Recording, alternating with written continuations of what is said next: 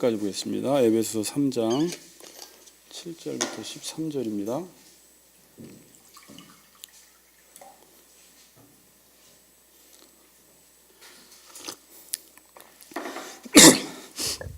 우리 한 자씩 교독합니다. 이 복음을 위하여 그의 능력이 역사하는 대로 내게 주신 하나님의 은혜의 선물을 따라 내가 일꾼이 되었노라.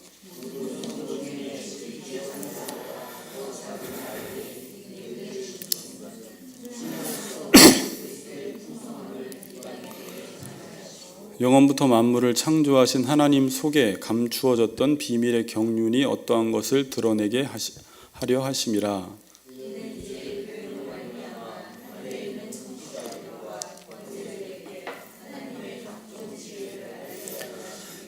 곧 영원부터 우리 주 그리스도 예수 안에서 예정하신 뜻대로 하신 것이라.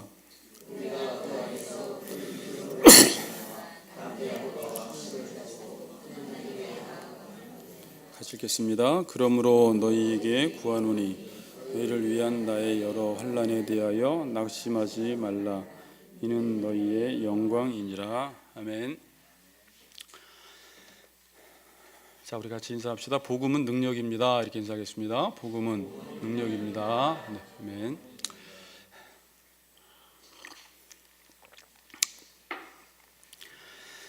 자, 오늘 제목은 그의 능력이 역사하는 대로라는 제목으로 말씀을 듣겠습니다.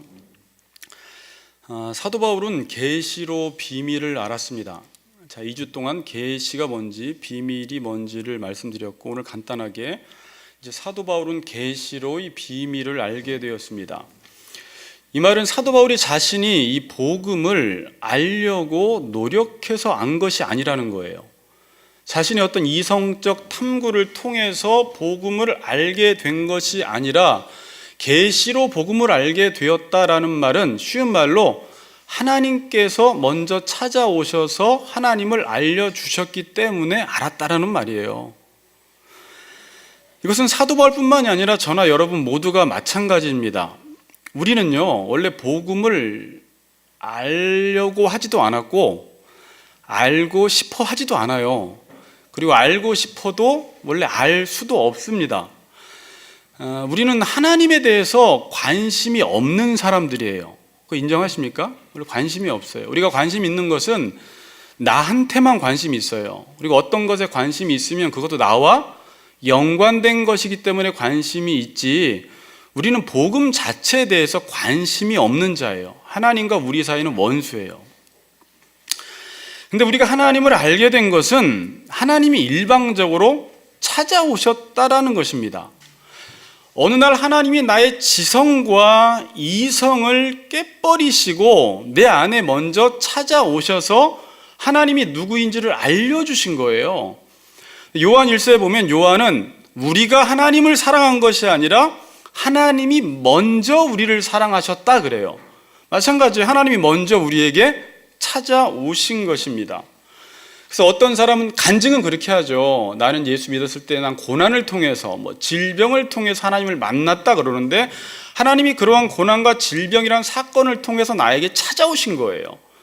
어떤 사람은 정말 이 세상에서 재미있는 쾌락을 찾으려고 그렇게 반평생을 한 50년 이상을 이렇게 지내다 보는데 자기가 느끼기에 이 땅에 행복이 없는 거예요. 행복이 없어서 너무 마음이 허무해서 그 허무한 시기에 또 하나님이 찾아온 사람도 있어요. 또 인생이 너무 두려워서 두려운 시기에 하나님이 찾아온 사람도 있어요. 다양하게 하나님이 어떤 사건을 통해서 나에게 찾아오셨다라는 것입니다. 근데 더 놀라운 게 뭐냐면, 하나님이 나에게 먼저 찾아오셔서 주신 것은 우리가 스스로 만들어낼 수도 없는 것들을 하나님이 우리에게 주셨다라는 거예요. 자, 제가 무슨 말 하는 줄 아시겠어요? 하나님이 먼저, 보통 어떤 사람이 우리에게 먼저 찾아오면 당연히 누가 우리에게 무엇인가를 주면 우리는 그것이 당연히 별로 가치가 없는 것이라고 생각해요. 설마 저 사람이 나한테 공짜로 뭘 주겠나라고 생각하지만, 하나님이 먼저 우리에게 찾아와서 주신 것은 내가 인생 속에서 스스로 만들어낼 수 없는 것, 내가 아무리 노력해도 얻어낼 수 없는 것들을 하나님이 먼저 찾아오셔서 나에게 주셨다라는 거예요. 그래서 복음을 발견한 사람들은 이 땅의 것이 아닌 저 위의 것, 설명할 수는 없지만 하나님께서 간단하게는 나에게 생명을 주셨고 가장 좋은 것들, 굿뉴스, 복음을 주셨다라는 사실을 알게 됩니다. 그러나 그는 고백하기를 이것은 내가 하나님을 알고 싶어서 안 것이 아니라 하나님이 먼저 나에게 알려주셨구나라는 것을 우리는 고백하게 됩니다.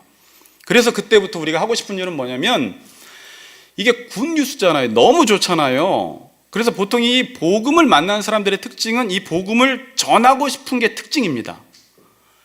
내가 이렇게 좋은 소식, 좋은 가치, 최고의 좋은 것들을 알게 됐으니까 다른 사람들에게도 이 좋은 소식을 알려주고 싶은 마음이 우리 안에 들게 돼 있어요. 어떻게 좀 드세요? 네, 그래서 가는 데마다 복음 전하세요? 어떠세요? 들어요. 여러분 맛있는 음식점이 있으면 5,000원에 뭐 반찬이 12가지 나온다. 근데 너무 맛있다. 그럼 그걸 혼자 먹고 집에 가서 아무에게도 안 알려주고 이건 나 혼자 또 가서 먹어야지 그럽니까? 아니면 야 5,000원인데 이렇게 맛있어 너도 가서 먹어봐 그럽니까? 그리고 그 사람이 그걸 먹었을 때 맛있지 그러면서 그 사람이 맛있게 먹을 때 우리는 참으로 좋아한다라는 거예요. 좋은 경치를 보는 것도 마찬가지예요. 좋은 경치 보면 좋은 사람 데리고 와서 같이 보고 싶은 것입니다. 근데 문제는 뭐냐면 그런 경치나 식당은 내가 데리고 가면 되는데 내가 하나님을 내 편에서 어떤 노력과 열심과 어떤 내 이성적 탐구를 통해서 하나님을 알았다면 이 사람에게도 그러한 방식으로 이렇게 해서 너도 하나님 만나봐라 라고 말을 할 텐데 내가 하나님 만난 게 내 노력과 열심이나 내가 어떤 연구를 통해서 안 게 아니라 하나님이 일방적으로 나를 찾아오셨기 때문에 이 사람에게 하나님을 소개할 때 너무 애매하다라는 거예요. 그렇지 않아요? 뭐 교회를 3년 이상 꾸준히 한 번도 안 빠지면 너 하나님 만나는 날이 3년째 다다를 거야. 뭐 이런다든지 뭐 기도를 뭐 어떻게 하라고 한다든지 뭐 그게 있어야 되는데 그게 없어요. 저는 어떻게 하나님 만났습니까? 술 마시러 가다가 오토바이 타러 가다가 사고 나서 누워있는데 누가 와서 저를 기도원 데리고 가서 이튿날 두 번째 날 말씀 듣다가 강력하게 하나님을 만난 거예요. 그럼 제가 라동도님한테 만약에 복음을 안 믿는데 그럼 당신도 오토바이를 타셔야 됩니다. 술 마시러 가셔야 됩니다. 그럼 반드시 누군가 찾아와서 기도원에 올라가면 변화될 것입니다. 이렇게 내 경험을 그 사람에게 소개해 줄 수는 없단 말입니다. 모르는 거예요. 어떻게 말을 해야 될지 모르는 거예요.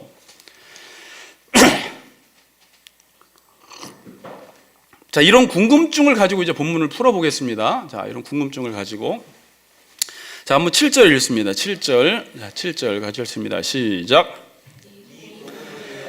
그의 능력이 역사하시는 대로 내게 주신 하나님의 은혜의 선물을 따라 내가 일꾼이 되었노라. 이 복음을 위하여 그래요. 하나님이 나에게 너무나 가치 있고 좋은 것을 알려주셨는데 이 복음 때문에 내가 일꾼이 되었다 그래요. 그러니까 하나님이 나에게 좋은 것을 알려주셔서 나도 이 복음을 전하고 싶어서 뭐 떠밀려서 누가 너 직분자 세웠으니까 하라고 하니까 한 게 아니라 내가 이 하나님의 복음을 알게 되어서 나도 이 복음을 전하고 싶어서 일꾼이 되었다라고 지금 말을 하고 있습니다. 그런데 사도 바울은 자신이 일꾼 된 것이 그 가운데 있죠. 이 두 가지로 이제 나눠 살펴볼 거예요. 그의 능력이 역사하는 대로와 내게 주신 하나님의 은혜의 선물을 따라 이렇게요. 이 복음을 위하여 일꾼이 되었는데 가로치고 그의 능력이 역사하는 대로 내게 주신 하나님의 은혜의 선물을 따라 내가 일꾼이 되었다 그래요. 내게 주신 하나님의 은혜의 선물을 따라 일꾼이 되었다라고 하는데 8절 보세요. 성도 중에 지극히 작은 자보다 더 작은 나에게 은혜를 주신 것은 그러니까 자기가 일꾼 된 것이 뭐라는 거예요? 하나님의 은혜의 선물이다. 8절에는 은혜를 주셨다 그래요.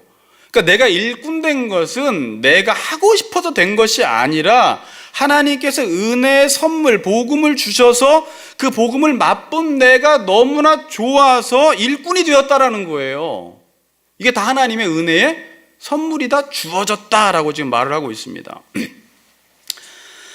여기서 일꾼이라는 말은 디아코노스라는 단어인데, 이 단어가 다른 곳에서는 어떻게 쓰여졌냐면 섬기는 자, 하인, 사역자, 집사라는 단어로 번역이 됩니다.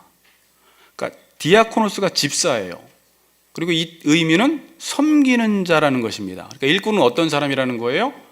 섬기는 자, 자기는 복음을 위해서 섬기는 자가 되었다는 것입니다. 여러분, 보통 섬기는 자 그러면 보통 좋게 생각해요? 안 좋게 생각해요? 별로 안 좋게 생각해요. 우리는 섬기는 자 그러면 벌써 거부 반응이 일어나요. 보통 다스리는 자, 왕, 사장, 회장 그러면 좋게 생각하는데, 섬기는 자 그러면 하찮게 생각합니다. 근데 마가복음 10장 45절에 보면 예수님 이런 말씀하세요. 인자가 온 것은 섬김을 받으려 함이 아니라 도리어 섬기려 하고 자기 목숨을 많은 사람의 대속물로 주려 함이라 그래요. 예수님이 이 땅에 오신 것은 섬김을 받으려고 오신 것이 아니라 섬기려고 왔다고 말씀합니다. 섬기는 것은 아무나 할 수 있을까요? 아무나 못할까요? 아무나 못합니다. 자, 성경에서 섬긴다라는 말은, 이 섬긴다라는 단어 자체가 주인과 연관될 때만 섬김이라는 단어가 쓰여져요. 섬긴다, 종이다라는 말은 같은 단어입니다. 당연히 우리가 섬긴다 그러면 내 위에 누구를 섬긴다라는 거예요? 주인을 섬긴다라는 거예요. 그러니까 섬기는 자는 주인과 연관되어서 주인이 종에게 어떤 명령을 하든지 어떤 심부름을 시키든지 무엇을 주고 나서 그것을 가지고 종은 주인의 뜻을 따라 살아가는 것을 가리켜 섬긴다라고 써요, 성경에서는. 그러니까 주인이 어떤 명령을 주든지 나에게 무엇인가를 주어서, 그럼 우리는 무엇인가를 받았잖아요. 은혜로 받았잖아요. 그 받은 것을 가지고 주인의 뜻대로 사는 것을 가리켜 섬기는 것이라고 말합니다. 그러니까 지금 사도 바울은 내가 일꾼이 되었는데 섬기는 자가 되었다는 말이에요. 무엇을 위해서? 복음을 위하여. 그러니까 섬기는 종들은 주인으로부터 무엇을 받은 것입니다. 자, 그리스도인이 된다라는 것은 뭐냐면요, 여러분, 자, 좀 어때, 안 졸리죠?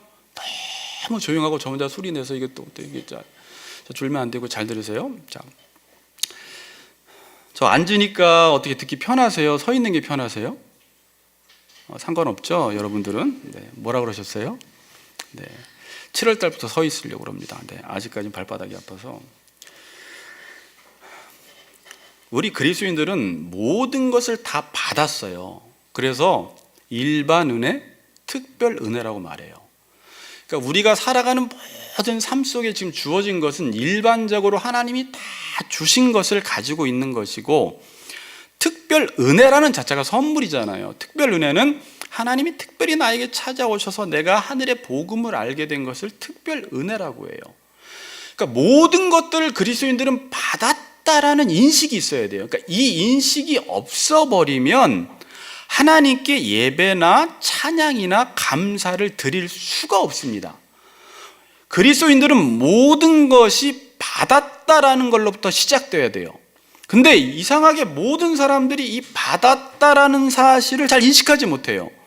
그래서 고린도전서 2장 10절에 보면 성령께서 우리에게 찾아오시면 하나님이 우리에게 은혜로 주신 것들을 알게 하려 하심이라, 이런 말이 있어요. 그러니까 성령이 우리 안에 임하시면 내가 가지고 있는 모든 것이 하나님이 나에게 공짜로 주신 선물이구나라는 것을 그리스도인들은 깨닫게 됩니다.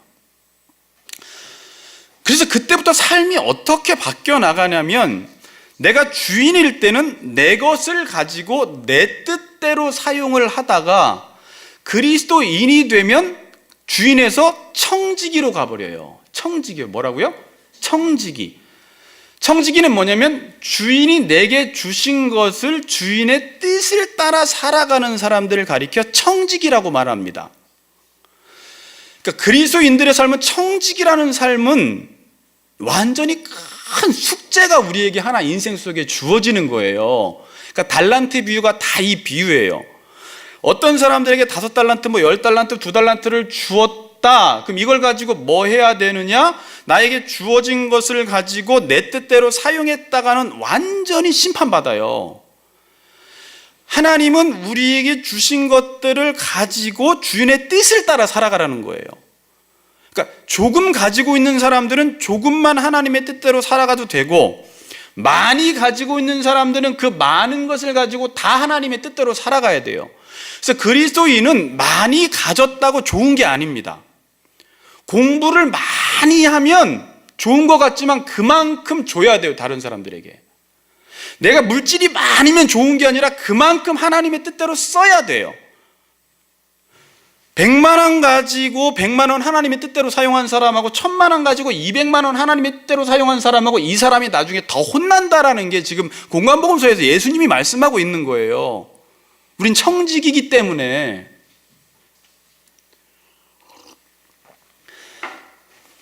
그러니까 많이 갖고 싶어요? 적게 갖고 싶어요? 이제 제가 이런 질문하면 여러분 대답을 잘 하셔야 돼요.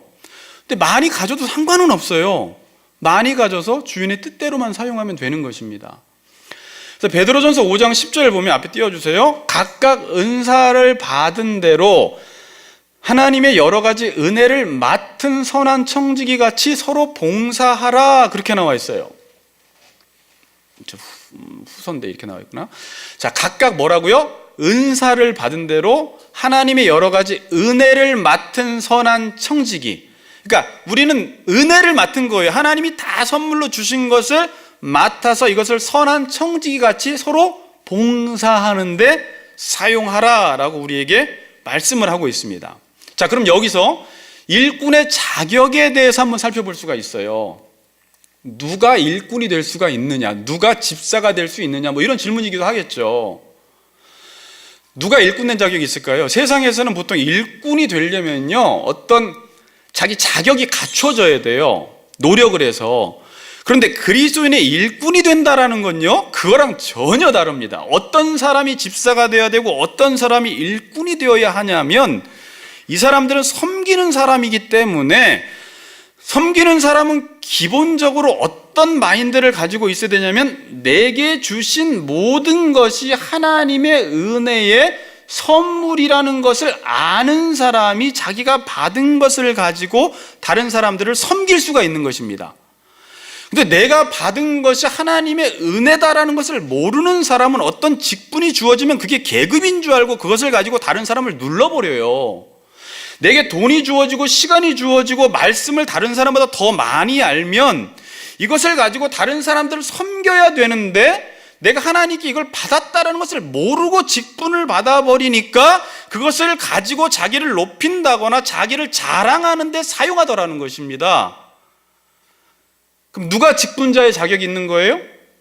나의 나된 것이 다 하나님의 은혜로 되어졌다라는 것을 알아야 돼요. 지금 우리가 요즘 목요일날 은사에 대해서 배우지만, 은사는 교회 안에서 섬기려고 주신 은사도 하나님이 주신 것이고 일반 재능도 하나님이 다 주신 거예요. 그래서 그 모든 것을 하나님의 뜻대로 교회 유익을 위해서 사용해라 그랬잖아요. 그러니까 이게 기본적으로 그리스도인들의 마인드가 되어야 돼요. 그러니까 앞으로 이 세상은 무슨 공산주의 체제나 사회주의 체제, 어떤 체제가 들어와야지 변화될까? 아닙니다. 청지기적인 주의, 청지기주의가 들어오면 이 세상은 행복해져요. 모든 인간들이 이 세상은 하나님이 창조하셨고 하나님이 선물로 나에게 주신 것이고, 내게 주신 것은 내가 맡아서 주인의 뜻을 따라 모든 사람들이 그렇게 살아가면 이 땅은 천국이 돼요. 그게 천국 백성의 삶이에요. 자, 그래서 어떤 사람이 하나님의 은혜를 받았느냐 안 받았느냐를 어떻게 알 수 있냐면, 자신이 받은 것을 가지고 섬기고 봉사하는 것을 보면 그게 내가, 야, 이 사람 은혜 많이 받았구나, 이걸 알 수가 있는 거예요. 그러나 받은 것을 가지고 마치 자신이 주인인 것처럼 자기 마음대로 사용하는 것 보니까 말하지 않아도 이 사람 은혜를 못 받았구나라는 것을 알게 되는 것입니다. 그 사람의 삶을 통해서 이 사람이 지금 얼마나 하나님으로부터 은혜를 받았는지를 알 수가 있어요. 몇 가지 재밌는 질문이 생각났어요. 여러분 셋 중에 뭘 하나 선택해 보세요. 안 받고 안 쓰는 게 나아요? 두 번째, 받아서 섬기는 게 나아요? 세 번째가 필요하죠. 받아서 내 마음대로 쓰는 게 나아요. 그러니까 그리스도인의 삶은 두 번째예요. 그러니까 그리스도인의 삶이 아니라 하나님 인간을 그렇게 만들었어요. 원래 그거에서 벗어나면 인간이 아닌 거예요. 그러니까 성경은 그렇게 말해요. 그러니까 죄 짓고 이상한 삶이 주어진 거예요. 자기가 주인처럼. 근데 이제 우린 그래요. 많이 받아서 내 뜻대로 살겠습니다. 그러면 안 받은 사람보다 못하다라는 것입니다. 많이 받았으면 그만큼 하나님으로부터 주어진 특권이 크면 그만큼 책임이 따른다라는 거예요. 제가 예전에 선택과 책임, 특권과 의무라는 말을 썼죠. 이게 이제 그 의미예요. 그러니까 우리의 삶은 이제 이렇게 좀 정리를 해나가세요. 여러분들이 내가 누구보다 대통령 그러면 좋은 게 아니에요. 대통령은 나라를 섬기는 사람이에요. 아무나 나라를 못 섬겨요. 대통령이기 때문에 나라를 섬길 수 있는 거예요. 아무나 목사 못해요. 말씀을 알아야지 말씀 가지고 여러분을 섬기는 거예요. 어떤 사람이 돈이 많으면 그 돈 가지고 섬기는 거고, 어떤 사람이 시간이 많으면 시간이 있으니까 그 시간으로 섬기는 거예요. 그러니까 내게 무엇이 주어졌느냐로 여러분들은 그럼 그것을 위해서 교회 공동체 속에서 넓게는 사회 공동체 속에서 어떻게 섬길 것인가를 생각해야 돼요. 그래서 공부해서 남주자, 배워서 남주자, 가져서 남주자 그러는 거예요. 이건 그냥 단순한 구호가 아니라 그게 성경적 사고방식입니다. 성경적 가치예요. 그럼 사도 바울은 이 일꾼 노릇을 어떻게 감당했는지 보겠습니다. 오늘 이제 이 부분이 중점적입니다. 앞에 부분도 중요하고요. 아까 서론을 이제 생각하세요.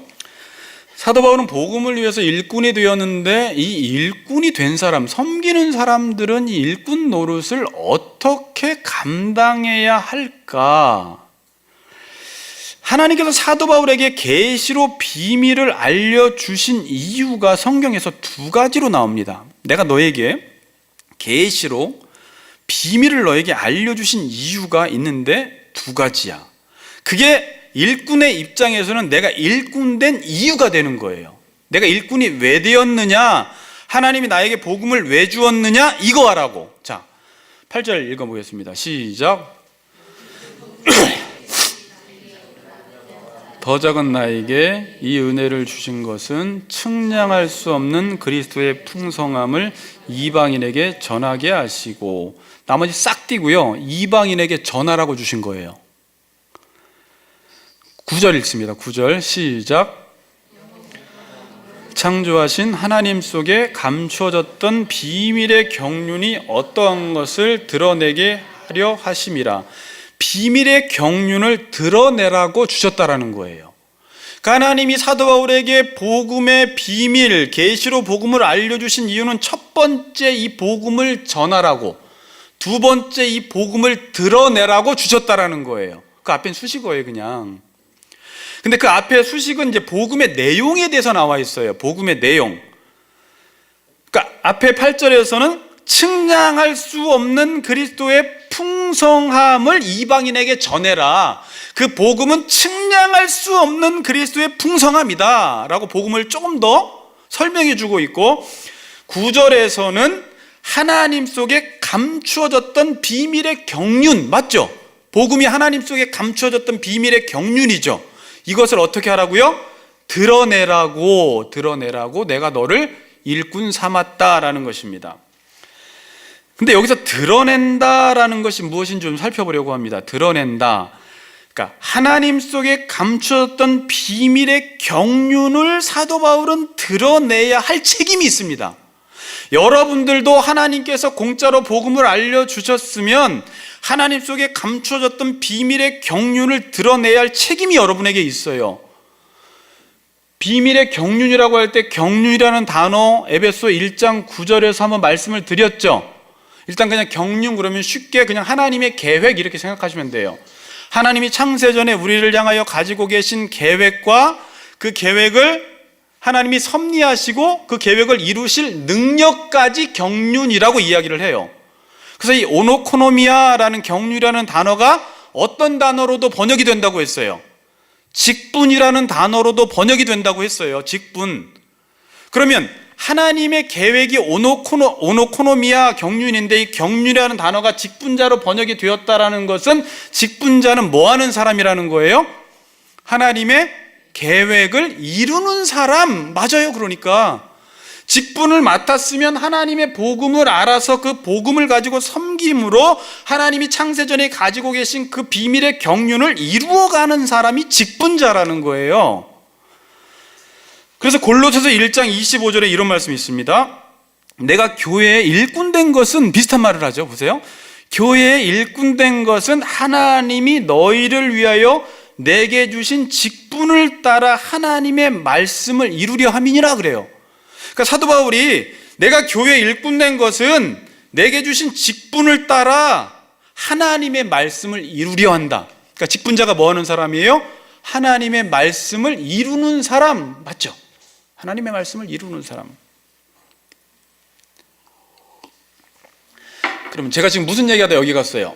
드러낸다라는 게, 비밀의 경륜을 드러낸다 할 때 드러낸다라는 게 뭐냐면, 그 위에는 전하다 그랬는데 왜 뒤에는 똑같은 전하다라는 단어를 쓰지 않고 드러내다라는 단어를 썼습니다. 그러니까 8절에서 전하다라는 말은 그냥 선포하다라는 말입니다. 하나님의 계획을 이렇게 선포하는 거예요. 알려주는 거예요.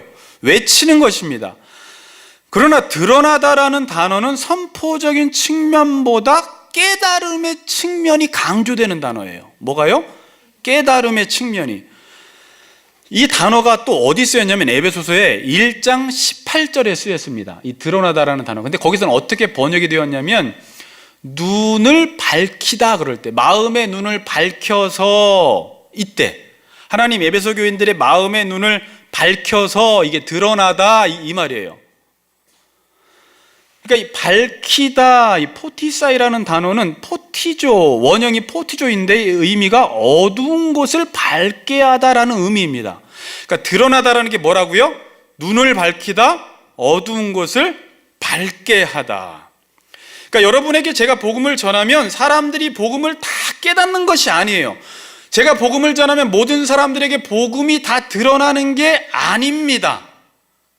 복음을 들을 때 어떤 사람은 눈이 떠져서 어둠 속에서 눈을 떠서 복음을 받아들이는 사람이 있는가 하면 어떤 사람에게는 이 복음이 드러나지 않는 경우가 있어요.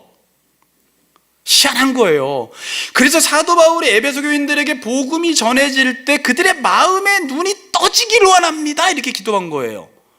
복음을 외쳐보는데 몇몇 사람은 그 복음을 그렇게 이해는 잘하고 한국말이라 잘 듣는데 깨닫지를 못하는 거예요. 이해는 하는데 깨닫지를 못해요. 자, 깨닫는 게 뭔지 고린도후서 4장 3, 4절을 또 보겠습니다. 고린도후서 4장 3, 4절 우리 같이 한번 읽어보겠습니다. 4장 3절 4절 자, 같이 읽습니다. 시작.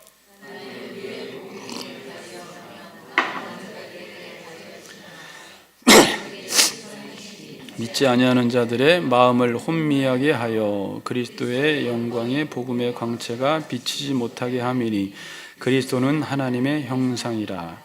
만일 우리의 복음이 가리었으면 어떤 사람에게는 그 복음이 가리어진다는 거예요. 망하는 자들이기 때문에 가리어진 거다. 그 중에 이 세상의 신이 믿지 아니하는 자들의 마음, 사탄이 믿지 않은 자들의 마음을 어떻게 해요? 혼미하게 하여 그리스도의 영광의 복음의 광채, 이 빛이 비춰지지 못하게 한다는 거예요. 깨닫지 못하게 한다는 거예요. 여기서 혼미하다는요, 아까 드러내다랑 반대말입니다. 그래서 정확하게 찾아보니까 눈을 멀게 하다라는 의미예요. 복음이 전해지는데 사탄이 우리의 마음의 눈을 멀게 해서 빛이 비추면 이 어두움이 빛 때문에 자기 어두움을 깨닫고 빛으로 나와야 되는데 그냥 빛 가운데 여전히 있더라는 거예요. 눈이 감겨져 있더라는 거예요.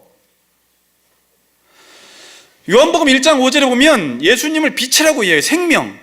빛이 어두움에 비추되 어떻게 되고요? 어두움이 깨닫지 못하더니 그래요. 자, 보세요. 어둠이 있을 때 사람들은요, 빛이 없을 때는, 어둠만 있을 때는 자기가 어둠 속에 있는지 몰라요. 아까 기도하셨던 대로 율법의 빛이 비춰야지만이 우리의 죄가 드러나잖아요. 그러면 인간은 두 가지 반응을 한다는 거예요. 복음 자체가 비치지 못하는 게 아니라 어떤 사람에게 가리워진 이유는 내가 어두운데 빛이 비춰졌을 때 인간은 두 가지 반응을 합니다. 내가 어둡기 때문에 자기의 어둠을 유지하기 위해서 빛을 몰아내는 사람 한 부류가 있습니다. 이게 망하는 사람들이에요. 그런 한 부류는 내가 어둠에 있을 때 빛이 비추니까 내가 어둠에 있다는 것을 깨닫고 빛 앞으로 나아가는 것입니다. 이게 믿는 사람들이에요. 그래서 망하는 사람들에겐 이 복음이 가리워졌는데 믿는 사람들에게는 그 빛으로 인해서 자기가 어둠으로부터 벗어나서 빛 가운데로 나아가더라는 것입니다. 여러분은 복음 앞에 어떻게 반응하는지를 보세요. 빛이 비쳤을 때 내가 너무 어두우니까 내 현상 유지를 하고 싶어서 말씀을 밀어내는 사람인지, 아니면 그 말씀 앞에 내 어둠이 폭로되니까 거기서 회개를 하고 빛 앞으로 눈이 떠져서 나가든지, 인간은 둘 중에 하나라는 거예요. 근데 망하는 자들에게는 이 복음이 어떻게 돼요? 가리워진다라는 것입니다. 그럼 어떻게 이 복음을 드러낼 수 있느냐라는 것입니다. 자, 이제 제가 이 질문들은 중요한 질문들이에요. 그럼 사도 바울이 일꾼이 되어서 이 복음을 드러내야 하고, 저도 이제 복음의 일꾼이 되어서 여러분들의 눈을 밝히 뜨게 해야 되는데, 이 드러내는 일, 눈을 뜨게 하는 일은 누가 하는 것입니까? 이제 누가 하는 거예요? 저 무시하지 마세요. 자, 누가 하는 거예요? 대답 잘하세요. 자, 무시하지 말라는 말이 아니라 지금 유혹하는 거죠. 사도 바울이 하는 거예요? 목사가 하는 거예요? 하나님이 하시는 거예요. 요게 이제 성경에서 두 가지를 교묘하게 이야기를 해나가고 있어요. 자, 사도 바울은 이렇게 말합니다. 자신이 복음을 위해서 일꾼이 되었는데 어떻게 일꾼이 되었다고 합니까? 자, 8절. 모든 성도 중에 지극히 작은 자보다, 아니 그 위에 7절. 이 복음을 위하여 그의 능력이 역사하는 대로라는 말을 써요. 그 능력이 역사하는 대로. 그 능력이 역사하는 대로 내가 일꾼이 되었다라는 거예요. 이 단어의 의미는 그 능력이 효과적으로 역사하시는 대로 내가 일꾼 노릇을 한다라는 것입니다. 내가 일꾼 노릇을 하는데 어떻게 일꾼 노릇을 하느냐? 그 능력이 역사하는 대로. 제가 역사라는 단어가 한번 알려드렸죠. 에너지라는 단어였죠. 에네르게이아. 하나님이 능력, 에너지를 나에게 주시는 대로 내가 지금 이 일꾼 노릇을 한다, 이렇게 말합니다. 사도 바울은 이것을 경험했을까요? 못했을까요? 경험을 한 거예요.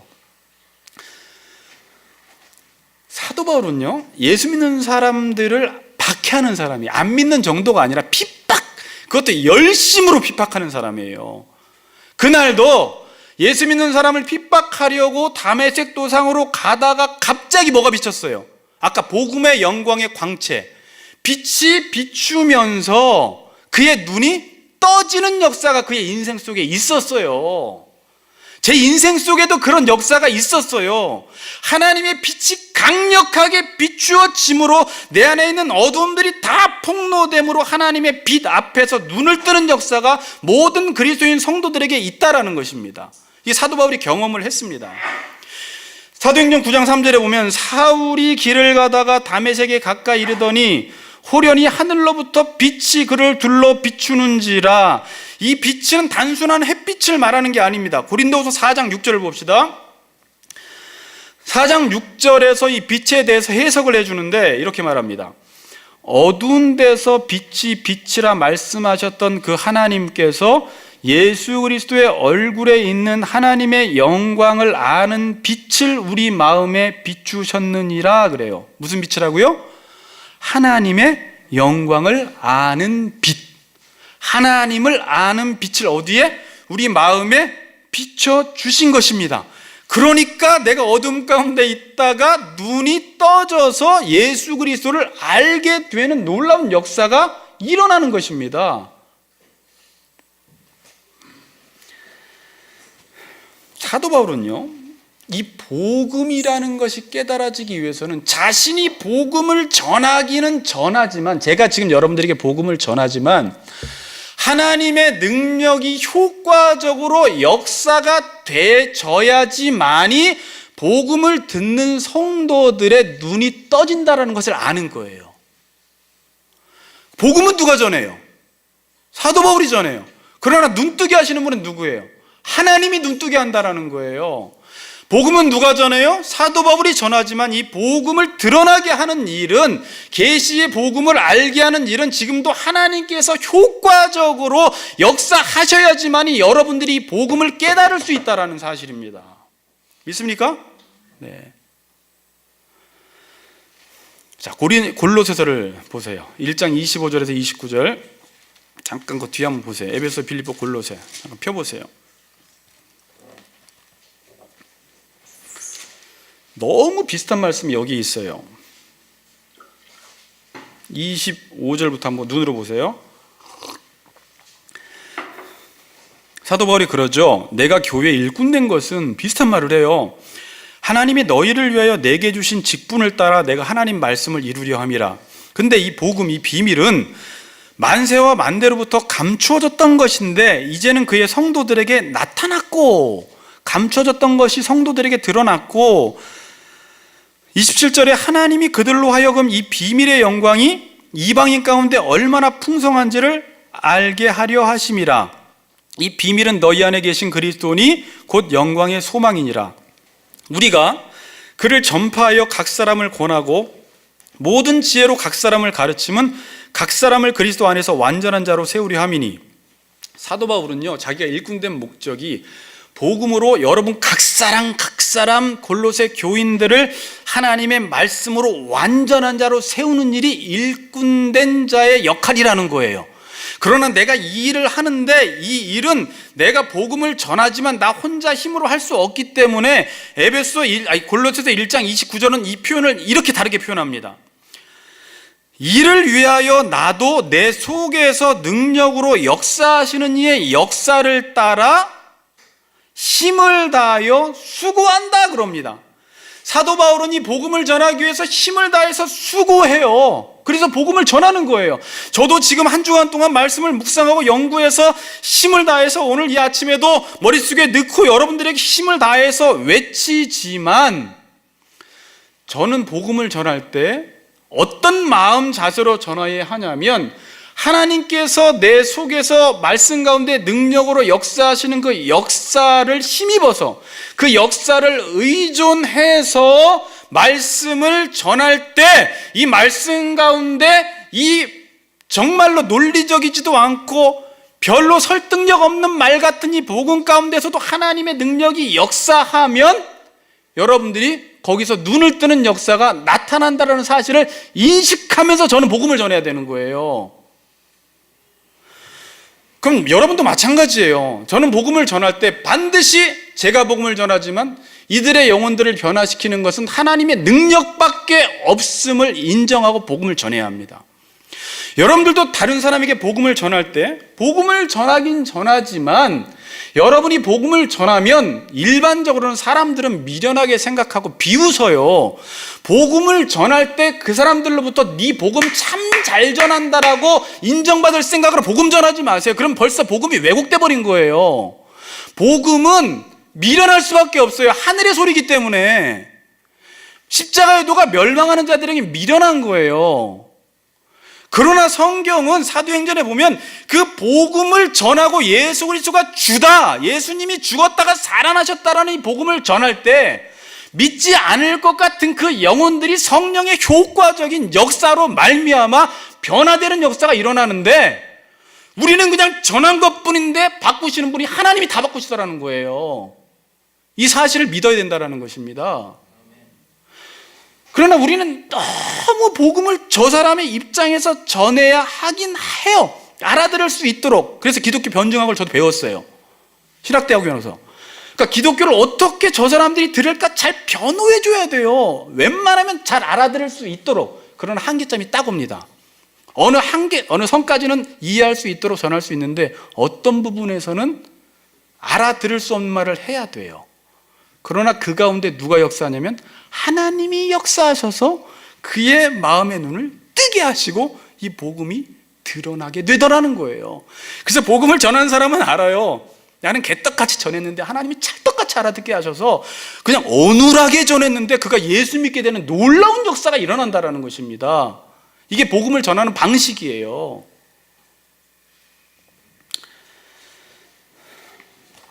자, 베드로와 요한이 기도하러 성전에 가다가 사도행전에 보니까 안진뱅이가 있었죠. 그래서 안진뱅이를 일으켰어요. 예수의 이름으로 일으켰어요. 내게는 은과 금은 없거니와 예수 그리스도의 이름으로 일어나 걸어라 그랬더니 일어났습니다. 그랬더니 사람들이 누구를 주목하기 시작해요. 베드로를, 요한을 주목해요. 그 안에 있는 그들의 권능에 대해서 되게 부럽게 바라보니까 그때 베드로가 한 말이 이 말씀입니다. 사도행전 3장 12절에 보면 베드로가 이것을 보고 백성에게 말하되 이스라엘 사람들아 이 일을 왜 놀랍게 여기느냐, 우리 개인의 권능과 경건으로 이 사람을 걷게 한 것처럼 왜 우리를 주목하느냐. 16절은 같이 읽어보겠습니다. 16절 중요한 구절 시작.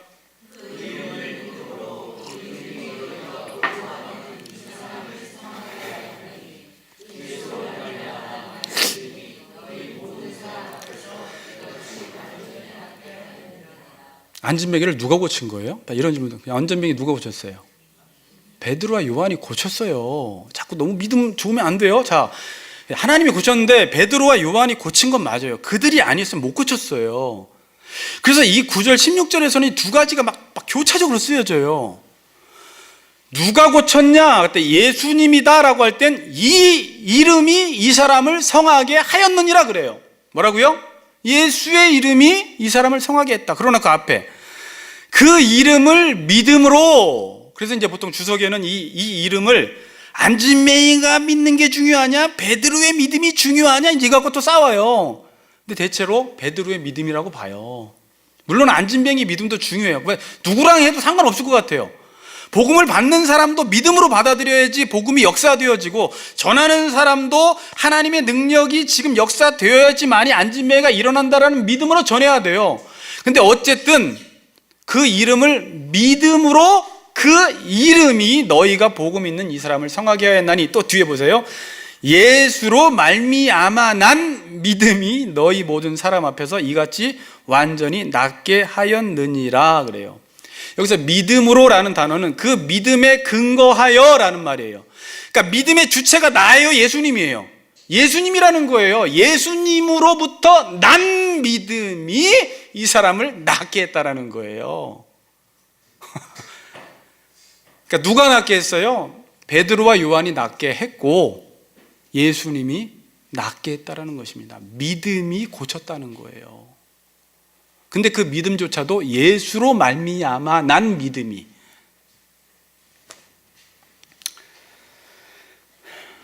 자, 결론 짓겠습니다. 여러분, 오늘도 이 낫게 하는 역사가 있을까요, 없을까요? 자, 오늘 저는 계속해서 이 말씀 속에서 우리가 회복해야 될 부분들을 찾아나가고 있어요. 우리가 너무 그냥 당연시 여기던 것들, 그리고 도대체 뭘 기독교가 잃어버렸느냐라는 걸 자꾸 말씀을 통해 찾아야 돼요. 하나님의 역사는 지금도 여전히 있습니다. 하나님의 능력은 지금도 나타나요. 지금도 소경들을 고치고요. 여러분들 지금도 혼미하게 이 자리에 왔다 할지라도 하나님의 복음이 들리는 순간 복음 전하는 자가 믿음으로 복음을 전할 때 반드시 여러분 심령 속에서는 눈뜨는 역사가 오늘도 일어납니다. 믿습니까? 이 사실을 믿어야 돼요. 일단은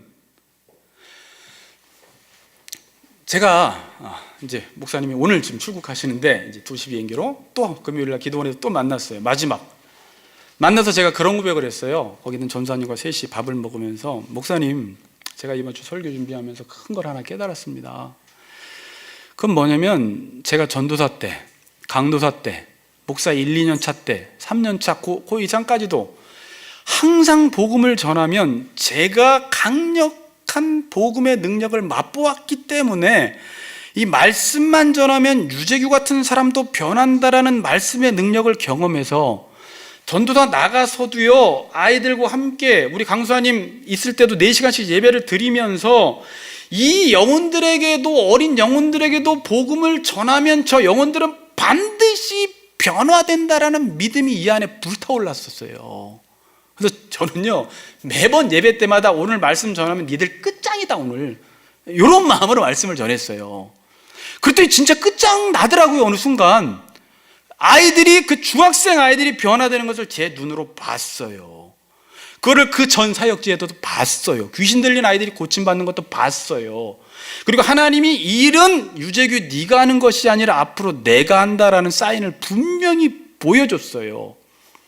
그러나 그 이후에 공부를 좀 더 하면서 이 능력을 의지하기보다 공부를 좀 더 의지하는 내 모습을 이제 보게 된 거예요. 그렇다고 공부 무시하면 안 됩니다. 말씀을 잘 알아야 돼요. 왜? 성령은 바른 말씀 선포 가운데 역사되어지기 때문에 그래요. 성령은 독자적으로 역사하지 않고 하나님 말씀이 바르게 증거될 때 그 말씀과 함께 역사하는 게 성령의 능력이에요.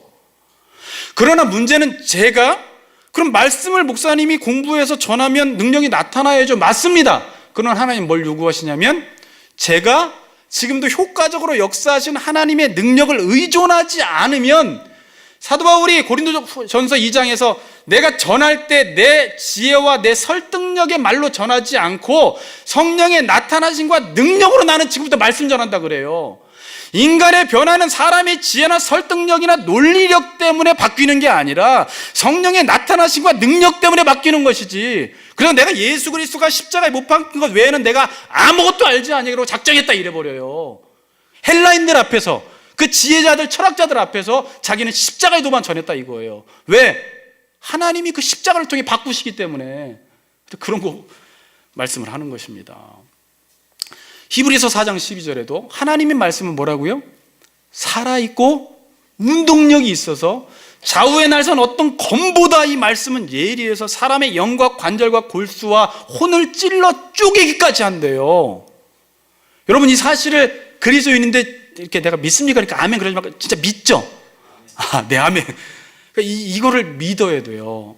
오늘도 하나님, 내가 말씀을 들으면, 제가 그 말씀 앞에서 겸손하게 들으면 그 말씀이 오늘 나같이 강팍한 심령도, 변화될 것 같지 않은 심령도, 어둠 가운데 허우적대던 내 심령도 하나님의 말씀으로 변화시켜 주실 줄 믿습니다라는 믿음으로 말씀을 듣고, 말씀 전하는 자도 오늘도 제가 어눌하게 말씀 전하지만 하나님이 지금도 역사하셔서 효과적으로 역사하셔서 이들을 변화시킬 것을 믿고 말씀을 전할 때 어린 아이들 뿐만이 아니라 누구나 다 말씀은 믿는 자 가운데 역사되어지기 때문에 그 가운데 변화되는, 거듭나는, 중생되는, 하나님을 알아가는, 눈이 떠지는 역사가 반드시 일어나는 것입니다.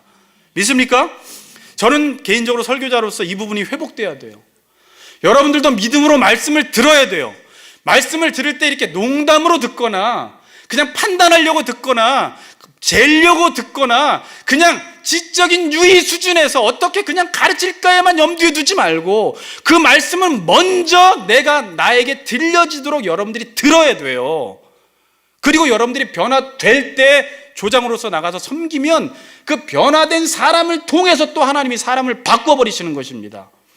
지식으로 가르치면 지식으로밖에 못 받아요. 감성으로 가르치면 감성으로밖에 못 받아요. 전 인격으로 가르치면 전 인격으로 받아들이는 역사가 일어나는 거예요. 아멘? 예. 오늘 기독교가 회복해야 할 것은 이 하나님의 능력을 믿어야 합니다. 근데 요즘 사람들이 하는 말이 뭐냐면 이 복음은 너무 시대착오적이다라는 말을 써요. 이 복음은 이 시대와 어울리지 않다라고 말합니다. 그래서 사람들이 아까도 말씀드렸지만 이 복음을 들어보세요. 사람들이 공감할 수 있는 복음으로 바꿔버립니다. 저는요, 사람이 공감할 수 있도록 그들이 알아들을 수 있도록 복음을 그들의 편에서 쉽게 전하는 것에 대해서는 전혀 문제 삼지 않습니다. 그렇게 해야 돼요. 새가족에게 너무 어려운 말 하면 안 되고 아이들에게 그냥 고리타분하게 개시 막 이런 단어 쓰면서 이거 다 풀어줘야 되는 건 맞아요. 그러나 제가 문제 삼는 건 복음을 왜곡시키면서 변질시키면서까지 그들의 공감을 얻을 필요는 없어요, 여러분. 어차피 공감되지 않고요. 공감이 된다고 사람은 변화되는 게 아니에요. 그들이 이해가 됐다고 해서 변화되지 않아요. 복음을 전하면 최선을 다해서 그들 입장에서 전하지만 변화시키는 분은 누구라고요? 하나님이다라는 생각을 해야 돼요. 그래서 저는 이 생각이에요. 복음이 사람을 바꾸는 것이지 복음을 사람에게 맞게 바꾸지는 말라는 거예요. 복음이 역사되어지면 시대에 맞지 않는 복음도 그 복음 자체가 시대를 바꾸는 거예요. 시대에 맞지 않아요, 이 복음은요. 시대 정신과 맞지도 않고. 그러나 이 복음이 전해지면요, 하나님이 그 복음을 통해서 지금까지 교회사는 시대를 바꾸고 역사를 바꾸고 사람을 복음이 바꿔버렸어요. 그래서 로마서 1장 16절에 사도 바울은 내가 이 복음을 부끄러워하지 않는다. 왜 이 말은 뭐예요? 사람들은 복음을 부끄러워해요. 세상적 철학자들의 지혜, 지금 똑똑한 사람들에게 내가 복음을 가지고 나가면 아유, 이 부끄러운 복음을 어떻게 전해? 사도 바울은 그렇지 않는다는 거예요. 내가 복음을 부끄러워하지 아니하노니 이 복음은 뭐라고요? 모든 믿는 자에게 구원을 주시는 하나님의 능력이 됨이라. 복음은 뭐라고요? 구원을 주시는 능력이라는 거예요. 지금도 복음은 사람의 눈을 뜨게 하고, 복음은 영혼을 치료하고, 복음은 질병도 치료하고, 복음은 예수를 믿게 하는 능력이 있다는 것입니다. 문제는 뭐예요? 인간이 하나님의 능력을 믿지 않고 내가 하나님을 믿지 않기 때문에 복음의 능력이 역사되어지지 않아요. 성경은요, 하나님의 말씀은 믿는 자 속에서 역사되어진대요. 한번 따라해 봅시다. 복음은 믿는 자 속에서 역사되어진다. 믿습니까? 그래서 예수님께서 아무리 복음을 전하는데 바꾸지 않아. 이 패역한 세대여 그래버려요. 어느 때까지 믿지 않으려느냐 이렇게 한탄을 하세요. 사람들이 믿지를 않는 거예요. 듣는데 믿지는 않아요. 들어서 성경 공부도 하는데 나누기도 하는데 믿지는 않아요. 그 복음을 내 걸로 믿지를 않으니까 패역한 세대여 그래버리시는 거예요. 우리가 그런 시대에 살아가고 있습니다, 여러분. 사도행전의 역사는요, 사도행전 1장 8절처럼 사람들의 힘으로 교회가 확장된 게 아니라 오직 성령이 너희에게 임하시면 너희가 크라토스의 능력을 받아서 두나미스의 능력으로 예루살렘과 온 유대와 사마리아와 땅끝까지 이르러 복음의 증인이 된다라는 거예요. 무슨 능력으로? 성령의 능력으로. 지금도 우리 같이 걷는 교회뿐만이 아니라 모든 교회의 변화의 역사는 성령의 능력으로만 변화되지, 만일 저나 여러분들이 성령의 능력을 인정하지 않으면 교회는 박제된 호랑이처럼 껍데기와 모양만 남게 됩니다. 이 복음의 능력을 인정하시고 믿음으로 복음을 받아들여 날마다 이 복음을 통해서 눈이 떠지는 놀라운 역사가 있기를 주님의 이름으로 축복합니다. 아멘.